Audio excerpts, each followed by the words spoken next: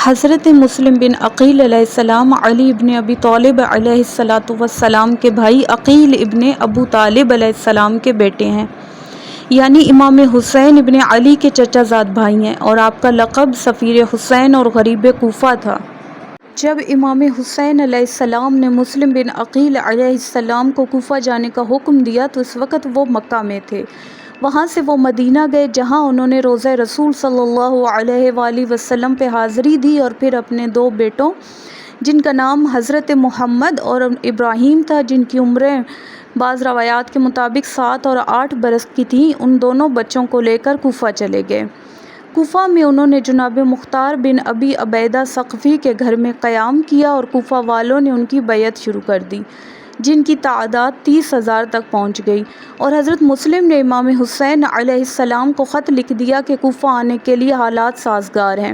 اس وقت کوفہ کا گورنر نعمان بن بشیر تھا۔ جب یہ خبر یزید تک پہنچی تو یزید نے بصرہ کے عبید اللہ ابن زیاد لعین کو پیغام بھیجا کہ وہ جلد کوفہ پہنچ جائے اور پہنچ کر نعمان بن بشیر کی جگہ حکمران مقرر ہو، اور مسلم بن عقیل علیہ السلام کا سر کاٹ کے یزید کے پاس بھیجیں۔ ابن زیاد نے کوفہ پہنچ کے گورنری سنبھالی تو حضرت مسلم بن عقیل امیر مختار علیہ السلام کے گھر سے صحابی رسول ہانی بن عروہ کے گھر میں منتقل ہو گئے۔ ابن زیاد نے فوج کو انہیں پکڑنے کے لیے بھیجا تو ہانی بن عروہ، جن کی عمر اس وقت 90 سال تھی، انہوں نے اپنے مہمان کو حوالہ کر دینے سے انکار کر دیا۔ ہانی بن عروہ کو قید کر لیا گیا اور اس پر بھی انہوں نے انکار کیا تو انہیں باندھ کر 500 کوڑوں کی سزا دی گئی، جس کے دوران میں جب وہ بے ہوش ہو گئے تو ان کا سر تن سے کاٹ کر لٹکا دیا گیا۔ مختصراً یہ کہ جب جناب مسلم علیہ السلام کو ابن زیاد کے سامنے زخمی حالت میں پیش کیا گیا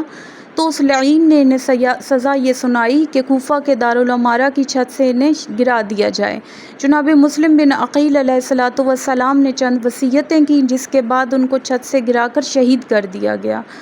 یہ واقعہ 9 ذی الحجہ 60 ہجری کا ہے۔ شہید ہونے کے بعد آپ کے سر مبارک کو آپ کے تن سے جدا کر دیا گیا اور اسے یزید کو دمشق بھجوا دیا گیا۔